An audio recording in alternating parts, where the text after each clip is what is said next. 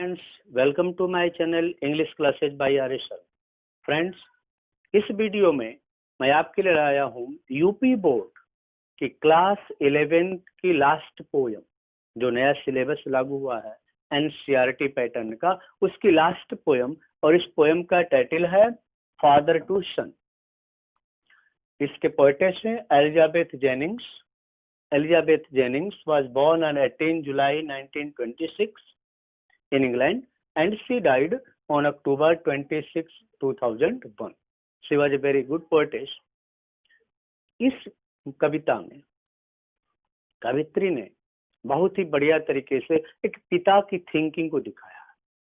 बेटा कहीं चला और चला जाता है, दूर चला जाता है, आखिर क्यों चला जाता है? Why he goes away from his parents' home? How it happens, क्यों हो जाता है, कैसे हो जाता है? फादर इसी पर विचार करता है। He is in deep thinking, he is disappointed.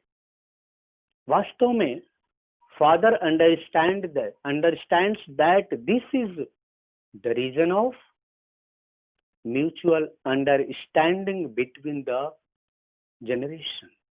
दो पीढ़ियों के बीच में जो जनरेशन गैप आ जा रहा है, अंडरस्टैंडिंग की कमी हो जा रही है, हम दूसरे को समझ नहीं पा रहे।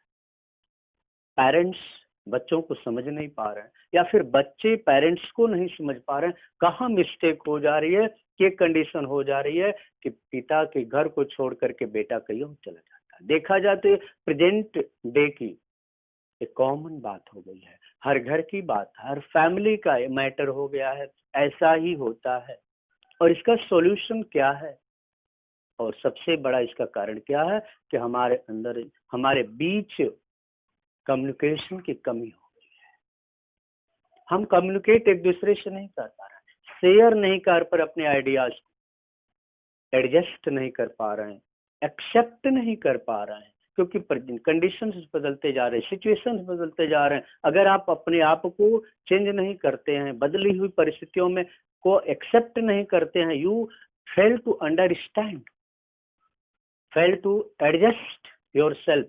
एडजस्ट अगर करना भूल जा रहे हैं, मिस कर जा रहे हैं, वहाँ फेल कर जा रहे हैं, तो निश्चित रूप से कहीं न कहीं दूरियां बढ़ जाती है, डिस्टेंस बढ़ जाती है। तो बहुत ही अच्छी तरीके से कवित्री ने इसमें इसको डिस्क्राइब किया है। पोएम में कुल 4 स्टांजा हैं। एक एक स्टांजा मैं आपको एक एक लाइन पढ़ पढ़ के हिंदी और इंग्लिश में इसकी एक्सप्लेन करूंगा। आप वीडियो को शुरू से अंत तक देखें ताकि पूरी बात आपको क्लियर समझ में आ सके कि पिता क्या सोचता है जब उसका बेटा घर को छोड़ करके चला जाता है, दूर चला जाता है, या फिर बातचीत कम हो जाती है, कन्वर्सेशन समाप्त हो जाता है, तो और फिर क्या उसका हल निकल सकता है। तो शुरू से अंत तक वीडियो को देखें। आइए हम शुरू करते हैं पहला स्टांजा। लेकिन उससे पहले यदि आपने मेरे चैनल को सब्सक्राइब नहीं किया है तो प्लीज सब्सक्राइब करें। अगर वीडियो अच्छा लगे तो लाइक भी जरूर करें। पहला स्टांजा हम देखते हैं। पहली जो शुरुआत है ये फादर की लाइन्स है। I do not understand this child. बाप कहता है, father says I fail to understand this child. This child का मतलब क्या है? माई सन। मैं इस बच्चे को, जो मेरा बेटा है, आई फेल टू अंडरस्टैंड, मैं समझ नहीं पा रहा हूँ। दो यद्यपि कि although we have lived together, कितना बढ़िया बात का, वी हैव लिव्ड टुगेदर, हम साथ साथ रहे। फादर एंड सन मतलब parents and son have lived for years since birth before birth of a child.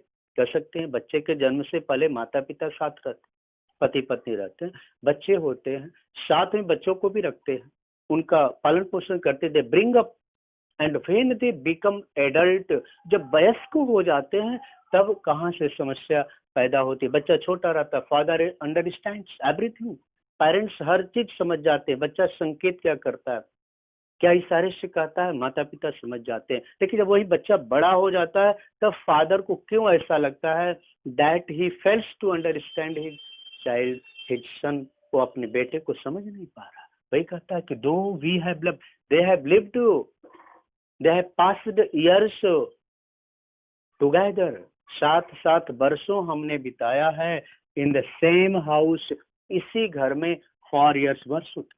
We have lived under the same house, under the same roof, एक ही घर के नीचे, एक ही छत के नीचे। We have passed in the same house so many years, but now I realize, I think that I cannot understand my son.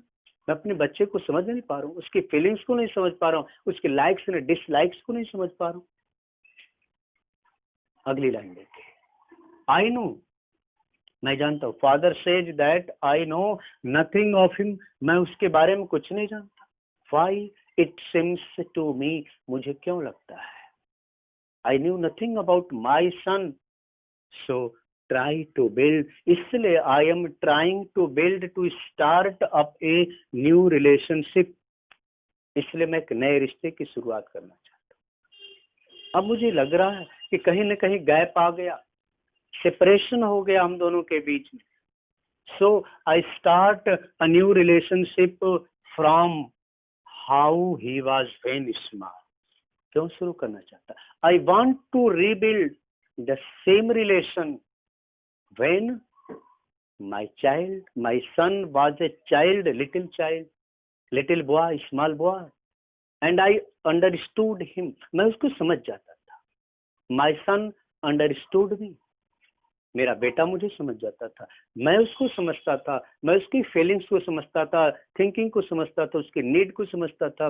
But now I feel to fail, कि आज मुझे लगता है मैं नहीं समझ पा रहा हूँ। But I want that my son to behave as he behaved in his childhood, जैसे बचपन में मेरे साथ व्यवहार करता था वैसा ही हो जा। I want my child in the same form, कारण कि व्हेन ही वाज स्मॉल, जब वो छोटा सा बच्चा था, मैं इसको समझ जाता था, वो मुझे समझ जाता था।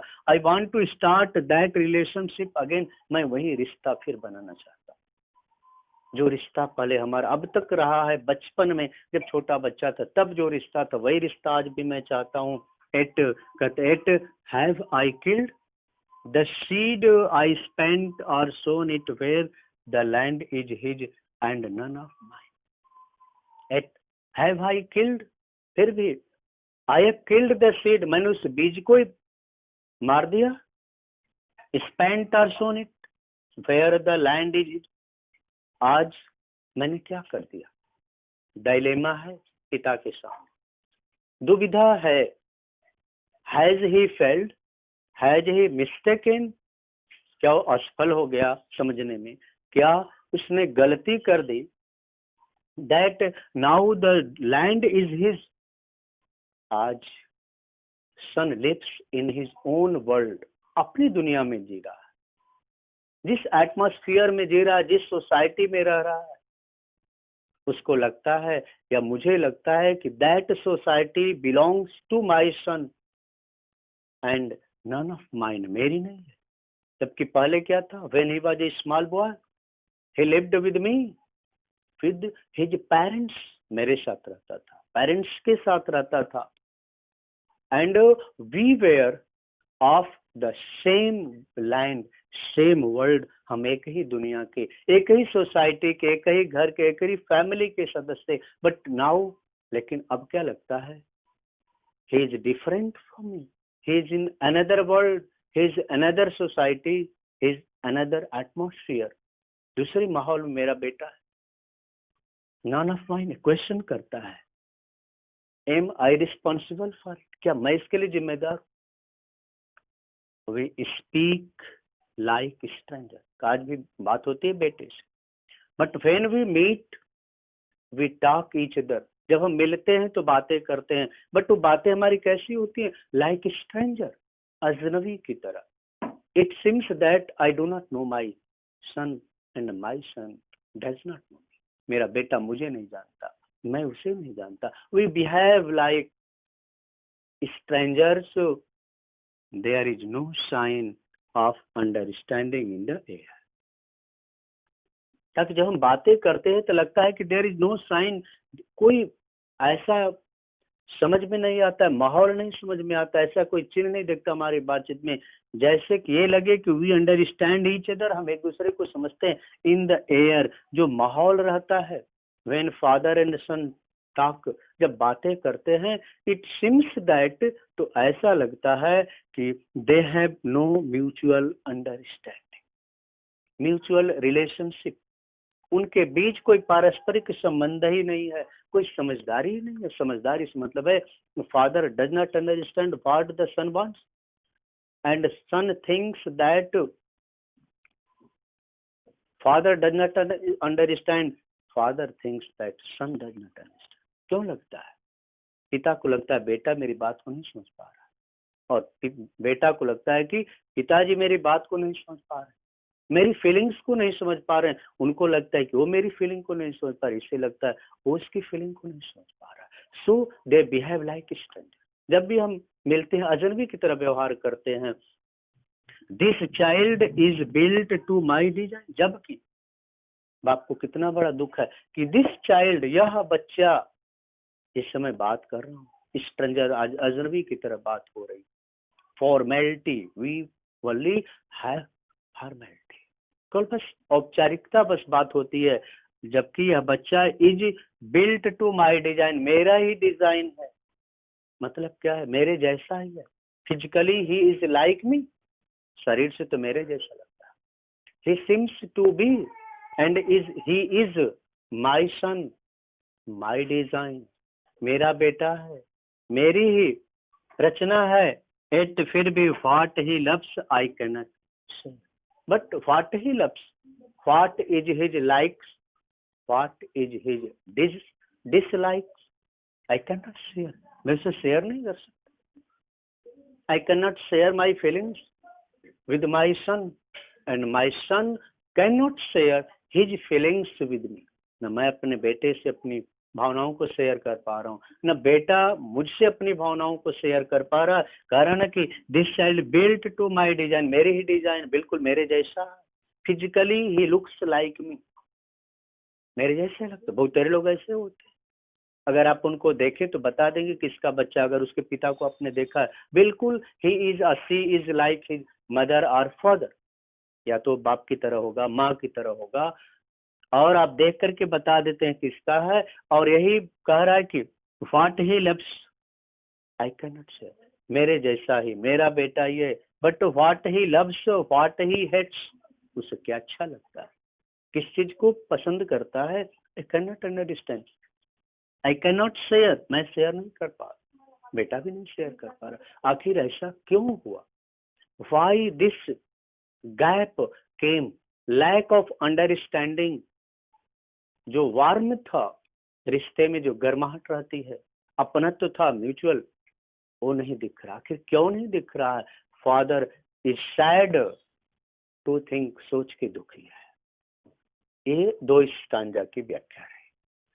आगे दो स्टांजा और देखिए, थर्ड स्टांजा में चलते। फादर आगे कहता है, silence surrounds us, we have been surrounded by silence.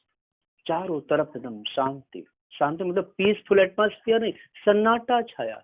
जैसे दो लोग तीन लोग बैठे हो, अजनबी बैठे हो, या एक दूसरे से मन मुटाव हो, आप देखते हैं कि खुल के बातें नहीं करते, चुप्पी साधे।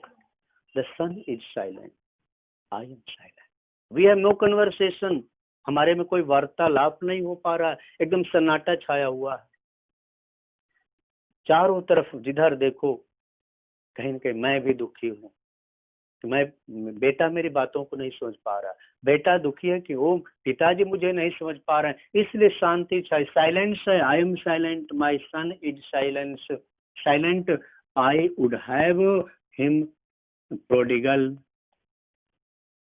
चूंकि संबंध अच्छा नहीं रह गया, अंडरस्टैंडिंग नहीं रह गई, it may be that son has gone away from his father, from his parents. या फादर को लिखा है, लेकिन पेरेंट्स को ही जोड़िए, माँ को भी जोड़िए, कि बेटा कहीं दूर चला गया। He wants to build his own house, अपना खुद का घर बनाना चाहता है। He wants to live separate from his parents, माता पिता से दूर रहना चाहता है। लेकिन अगर बेटा दूर चला जाए, पेरेंट्स क्या सोचता है, उसी की फीलिंग को है कि आई डू नॉट वांट, मैं ये नहीं चाहता कि him prodigal, I do not want that he must या he should leave my house, वो मेरे घर को छोड़कर, इट इज फुलिशनेस, मूर्खता है। Foolishly he has gone away from the home, घर से वो दूर चला गया। क्यों मूर्खता कर रहा है, घर से दूर क्यों जा रहा है? क्योंकि जब वो छोटा था मैं उसको समझता था, वो मुझे समझता था, तब न मैं उससे दूर जाता था न वो दूर जाता था। आखिर जब समझदारी की बात आ गई, हम बड़े हो गए, मैच्योर हो गया, बेटा मैच्योर हो गया, तो क्या हो गया कि उसको लगता है कि आई डू नॉट अंडरस्टैंड, कि मैं उसको नहीं समझ पा रहा हूँ। So he wants to goes away, इसलिए दूर जाना चाहता है, वांट्स टू गो अवे, इसलिए I want returning to his father's house. So इसलिए बाप कहता है I want, I wish that my son should return, should come back, कि मेरा बेटा वापस आ जाए, लौट आए, returning to his father's house, अपने पिता के घर लौट आए।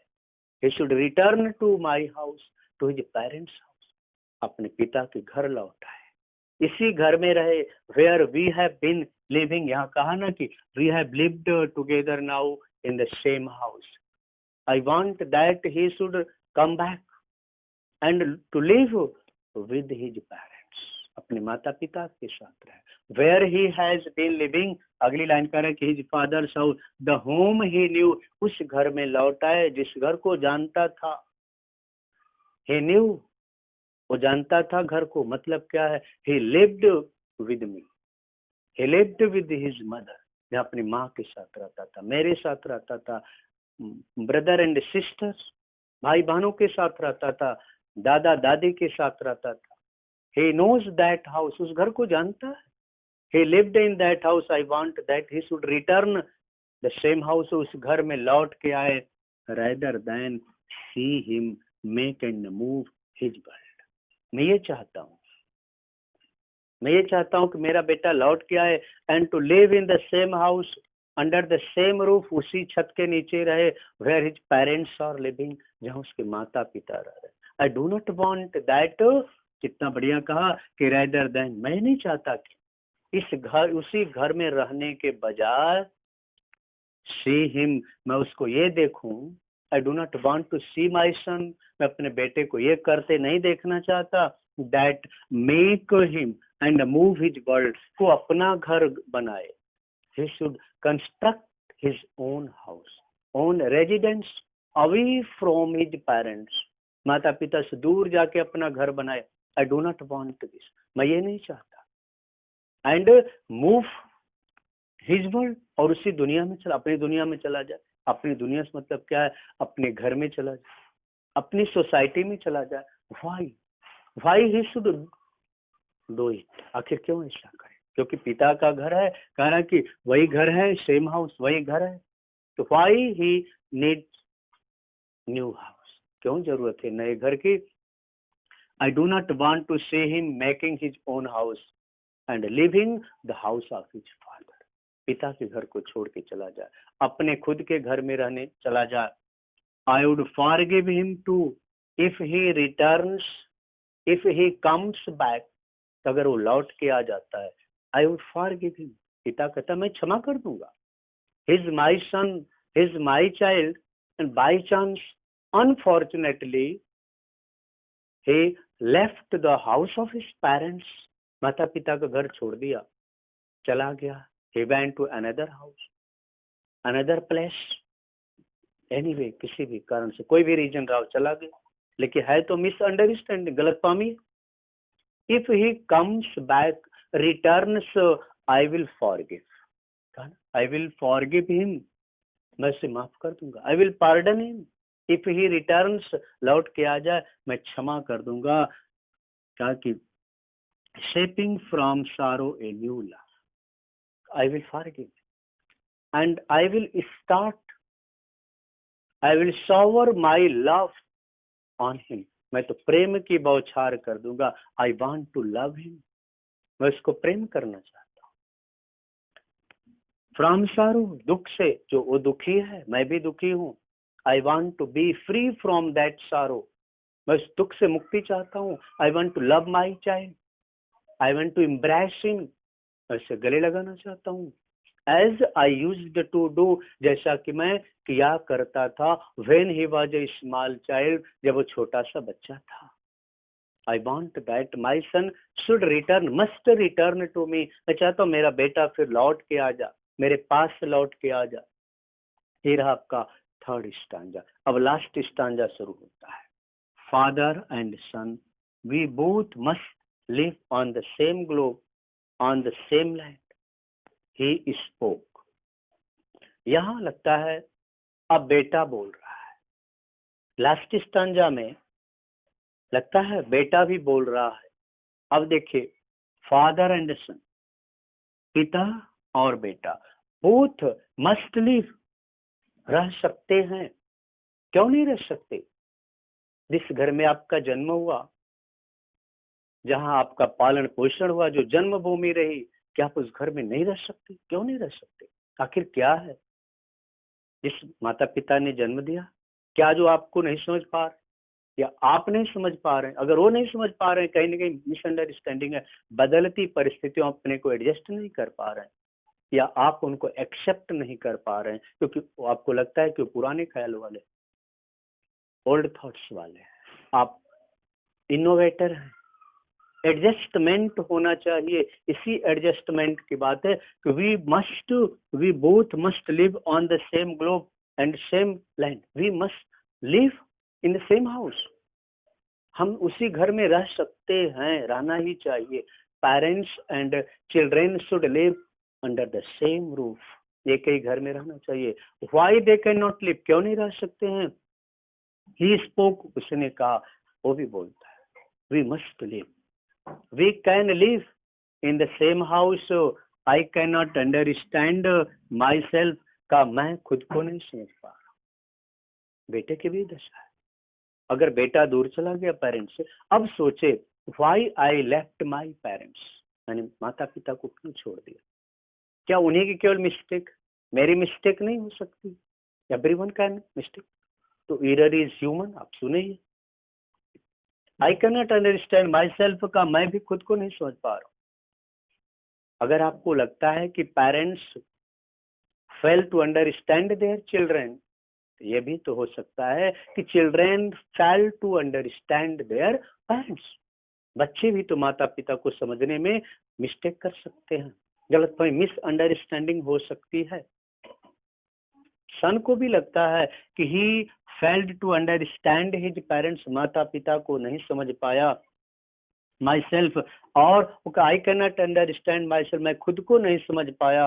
Why anger grows from grief, आखिर क्रोध क्यों आया? Why it happened because of anger, क्रोध के कारण हुआ, और क्रोध का कारण बड़ा दुख का, इट बिकेम ग्रीफ, दुख बन गया। पेरेंट्स, ऐसा नहीं कि पेरेंट्स से दूर जाके बच्चा खुश है या फिर माता पिता खुश है, बोथ आर sorrowful, दुखी है, both are sad, both are disappointed, they want to rebuild their relationship, अपने रिश्ते को फिर शुरुआत करना चाहते हैं। बट प्रॉब्लम क्या है? हु विल स्टार्ट फर्स्ट, कौन पहले शुरू करेगा, माता पिता या फिर बच्चे? तो हु विल स्टार्ट फर्स्ट, यही problem. Why anger grows from grief, we each put out an empty hand, हम दोनों के हाथ में क्या है? खाली है। जब बेटा दूर चला गया, पिता अलग हो गया, बेटा के जाने के बाद अकेले पड़ गया, तब लगता है son thinks that he is empty handed and as well as his father is also empty handed, पिता भी आज खाली हाथ लगता है उसको। he has none to look after, आज कोई देखभाल करने वाला है, none to share his ideas, his feelings, his experience of life। Parents को लगता है बच्चे नहीं रहते हो, किसके साथ अपनी भावनाओं को शेयर करेंगे, अपने एक्सपीरियंस को शेयर करेंगे। बेटे को लगता है कि आज मैं भी खाली हाथ हूँ, और पिता को लगता है कि मैं भी खाली। बोथ आर एम्प्टी हैंडेड, कितना बढ़िया बात है, कंक्लूजन है पोएम का इसी स्टांजा में है। तो दोनों चाहते हैं, father wants to embrace his son, son wants to embrace his father. बेटा भी चाहता बाप को गले लगा ले और बाप भी चाहता बेटा को गले लगा ले। Both are empty handed, both are missing each other, दोनों एक दूसरे को मिस कर रहे हैं, दोनों खाली हाथ हैं। Both are sorrowful, longing for something to forgive, का they want to forgive each other, एक दूसरे को क्षमा करना चाहते हैं। Father wants that I will excuse my son, I will forgive my son if he returns, and son wants also that I will forgive my father what he did because I failed to understand, क्योंकि जो पिताजी ने किया मैं समझ नहीं पाया, मुझे बुरा लगा, मिसअंडरस्टैंडिंग हो गई। पिता को लगता है कि मुझसे मिसअंडरस्टैंडिंग हो गई। Both want to rebuild their relationship, दोनों अपने रिश्ते को सुधारना चाहते हैं, दोनों से फिर मिलना चाहते हैं। एंड फॉरगिव ईच अदर, और एक दूसरे को क्षमा करना चाहते हैं, एक दूसरे को गले लगाना चाहता है। ये कंक्लूजन है कि बाप हमेशा बेटे के साथ ही रहना चाहता है और बेटा भी चाहता है कि बाप के साथ रहें। लेकिन जहां ही हम म्यूचुअल अंडरस्टैंडिंग हमारी समाप्त हो, लैक आ जाता, lack of understanding, lack of acceptance, जैसे हम दूसरे को स्वीकार करना, बियर करना कम कर देते हैं, अनबेरेबल हम दूसरे को समझने लगते हैं, कहीं ना कहीं हमारे अंदर गलत फहमी आ जाती है और रिश्ते में यही खटास आती है। और यही हुआ, तो कंक्लूजन में यही पोएटिस ने निकाला है कि दोनों एक दूसरे से मिलना चाहते हैं, दोनों एक दूसरे को क्षमा करना चाहते हैं, लेकिन प्रॉब्लम है हु विल स्टार्ट फर्स्ट, की शुरुआत कौन करेगा, बेटा करेगा कि बाप करेगा। तो ये पोएम का कंक्लूजन रहा। इस तरह पोएट्री सेक्शन आपका कंप्लीट हुआ। पूरा 5 जो पोएम्स थी कक्षा 11 की, नए पैटर्न नए सिलेबस की पूरी कविताएं हो गई। अब हम फिर मिलेंगे अगले वीडियो में एक नए टॉपिक के साथ। अगर वीडियो आपको अच्छा लगा तो प्लीज लाइक और शेयर करना न भूलें।